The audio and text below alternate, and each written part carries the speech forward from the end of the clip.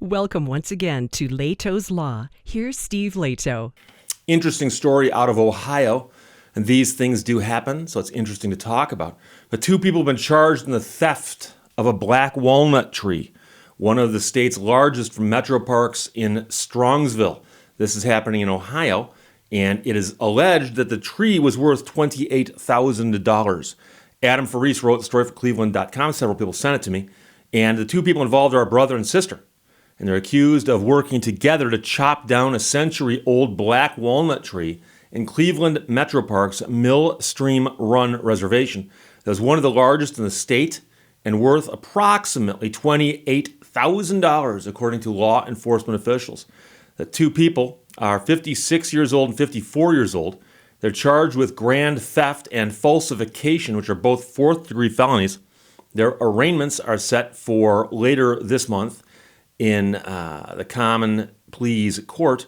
So here's the story.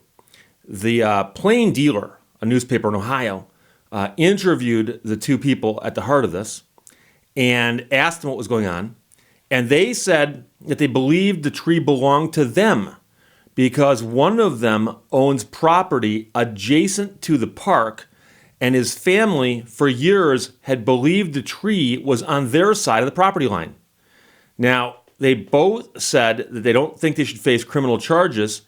And the the brother says, this is so ridiculous they're doing this. This is insane. There was no ill intent. The question is, do you need to have ill intent to be prosecuted for chopping down a tree if it's not on your property? We'll get to that in a second. Black walnut trees are highly sought after because of the high quality lumber they can create. The lumber is often used to make furniture, musical instruments, and veneer, among other things.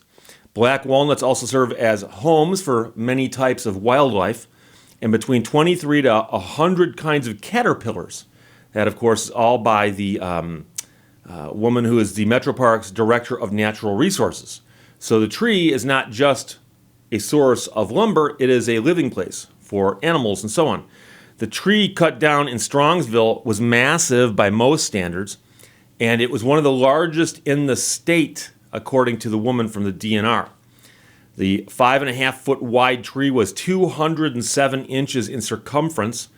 For comparison, the circumference of the largest two known black walnut trees in Ohio are 227 and 211 inches. So this looks like it would have come in third place if those are the top three contenders. Also said the average black walnut in the Metro Park system is between 16 and 19 inches in diameter. The tree that was cut down in Strongsville was easily more than 100 years old, also according to experts. Now, Metro Parks officials estimate the value of the tree at over $28,000, but the total cost to replace the tree, and this is the interesting thing, there's often several ways to value damages, okay? So if you get in a car accident, your car is damaged. Do you fix the car? Do you replace the car? You know, these are different things. So here, you can't fix the tree, but you might say, well, the tree got cut down and was sold. Just take that money and say that's the damages. Well, no, the people who owned the tree, if it's not the people who cut it down, might not have wanted it cut down. It might have some kind of value to them beyond that. So the cost to replace the tree, as well as newly planted saplings that were damaged, is $102,000, according to police reports. And what they're saying is the tree was cut down, but it also damaged trees nearby in the process. So the DNR discovered the tree was cut down on a Saturday morning in late September. That was one from the DNR who was driving around, and she happened to just notice it. She drove down the road to check a handful of newly planted trees and saw that the black walnut was cut down with its canopy strewn across the ground. So somebody cut the tree down and didn't even clean it up. Any species that is 5.5 feet in diameter, she said, we just don't get trees that are growing that tall and that are that old other than cottonwood trees. We need to be doing everything we can to protect trees, especially large, mature trees like this one. Meanwhile, the two people who are accused of cutting the tree down sold the tree for $2,000 to a logging company. The company cut down the tree in September and sold all but one of the logs to a hardwoods company for $10,000. So the people who cut the tree down paid $2,000 and then flipped the tree for $10,000, according to police reports. The owner of the logging company told police that he kept one log to make furniture for himself. Now, they've been cleared of wrongdoing in part because one of the two people that signed the contract said they had conducted a survey and that they were the rightful owner of the tree, according to police reports. And this is something I'd be concerned about if I ran a logging company. Somebody goes, yeah, this is my property, that's my tree, chop it down and pay me money. How do you know it's their tree? The tree sat about 7.5 feet away from the property owned by one of the siblings, and that's a plot of land that Metro Parks bought last year from a neighbor, according to Metro Parks police reports. A park surveyor determined the tree was clearly on Park District land, according to the police reports.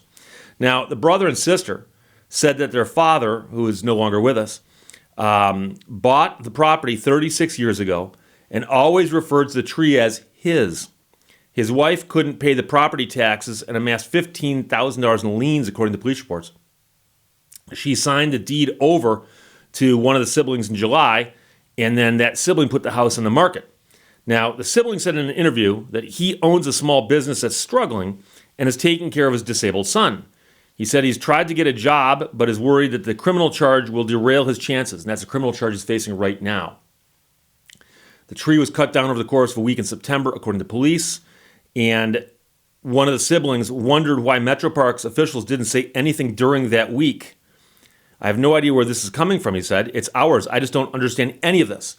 So he's saying that they did this openly, and somebody should have seen him cutting down the tree. Why didn't somebody say something then? And that's also another one of those arguments that you hear a lot, where somebody says, I was doing something wrong and nobody stopped me. Why didn't somebody stop me? Meanwhile, one of the siblings has another explanation. They believe that the Metro Parks might want to buy their property, but it offered them significantly less than the property value. He said he believes the investigation could be a tactic to force him to sell. Said he's looking for an attorney to defend him in the criminal case and also wants to sue the Metro Parks. Said he never received any money from the sale of the tree. So the question is, if he didn't receive any money, who got the $2,000? Somebody says that they got $2,000 for the tree, and he says he never got any money. Meanwhile, they don't want me to sell it commercially. They're coming after me to push me and scare me into selling it cheap, referring to the property. Metro Parks spokesperson Jacqueline Gerling said in a statement that the park system frequently considers making offers to on-the-market properties that are adjacent to the parks. The defendant's intentional action of cutting down a mature tree on Cleveland Metro Parks property and selling the milled wood to a third party is in no way related to the potential interest in acquisition of the defendant's property, the spokesperson said. So here's the question. And by the way, it's a very simple answer. You go find the property line, and you simply draw the dotted line. Is a stump on this side or this side? Someone's going to ask, what if it runs right down the middle? For our hypothetical, let's assume it doesn't. And so you go out there and you measure the line. If the stump is on their side of the line, they win. If the stump is on the other side of the line, they're in trouble. And they mentioned not having any ill will and believing it was theirs.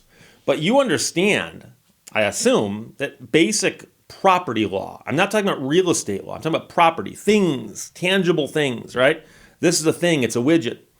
And if you honestly believe this is yours and you come and take it and walk off with it, I can come after you and say, excuse me, that's mine, give it back to me. If you won't give it back to me, I can call the police and say they stole my widget. They can give it back to me. If I can prove it's mine, I get the widget back. You can be prosecuted for that. I had no ill will. I thought it was mine. Now, you might say, Steve, what if it was a mistake? I'm walking by, I got a widget just like this, I pick it up, I walk off with it. And you point out that it's yours and I give it back to you. Well, that's a possibility that you can say that you had some kind of mistaken belief and your intent wasn't to steal it, and you gave it back to me because you can resolve it so quickly. Here's the problem. You can't give this tree back. You can't rebuild the tree. The tree's gone, right? And a bigger question is that it's actually a simple matter of just finding the property line and saying, which side of the line was it on? And here's the problem, and I'm going to give you the example, and again, I'm going to give you Michigan law, because I'm so familiar with Michigan law that I can look this stuff very quickly and find the answers. And I can't do this as quickly in other states. But Michigan has got a specific statute on point involving trees, wood, lumber. Actually, trees are potential lumber, right? So there's a law, MCL 600-2919, 600.2919, and it says that anybody who cuts down or carries off wood, trees, or timber belonging to somebody else is liable for 3 times, treble, 3 times the value of the trees they chopped down. Now, it does say that if the person who did this or allowed it to happen did it casually, that's the word they use, casual, or had cause to believe it was their own, then they're only liable for single damages, actual damages. And they're also liable for attorney fees and court costs, which actually can get expensive.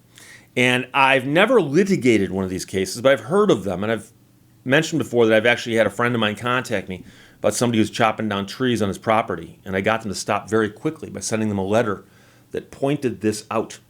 And one of the purposes of the letter I sent was to put them on notice that the trees you're cutting down are not your own. Therefore, you will be held liable for the treble damages, not the single damages. And oh boy, they stopped. They stopped. So, in a case like Michigan, situation like Michigan, and you've got a yard and you've got a park, and there's a divider somewhere recorded at the county, and there's a tree near that line, and you honestly believe it's your tree, and you chop it down, and it's not. You can make the argument that you're only liable for actual damages. Actual damages could be the value of the tree or the cost to replace the tree. And some trees are very, very difficult to replace. We'll get to that in a second.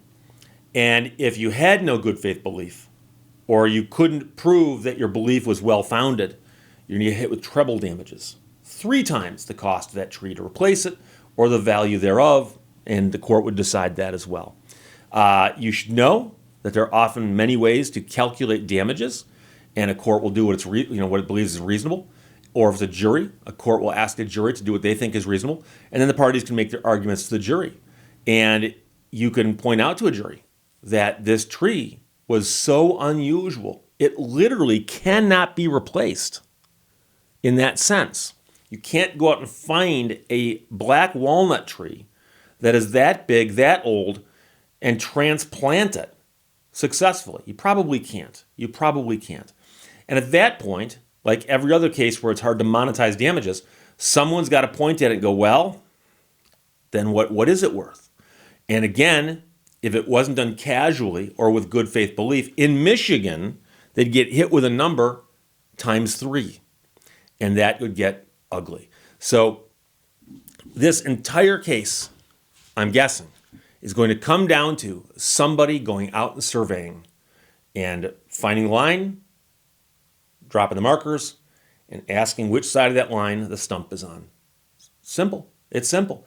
And your good faith belief that it was yours, it might go towards the intent as to which crime they charge you with, but it sounds like they charged him with one of the lessers already. So it's a strange case. We'll see what happens. But as of right now, 2 people are charged, brother and a sister, in the theft of a $28,000 black walnut tree, one of the state's largest, from a metro park in Strongsville. That's happening in Ohio. Adam Faris wrote this for Cleveland.com. Dan, Tequila, and Ronald all sent it. Thanks a lot. Questions or comments, put them below. Let's talk to you later. Bye-bye. Thank you for watching Lehto's Law. Every man has his follies, and often they are the more interesting thing he has got.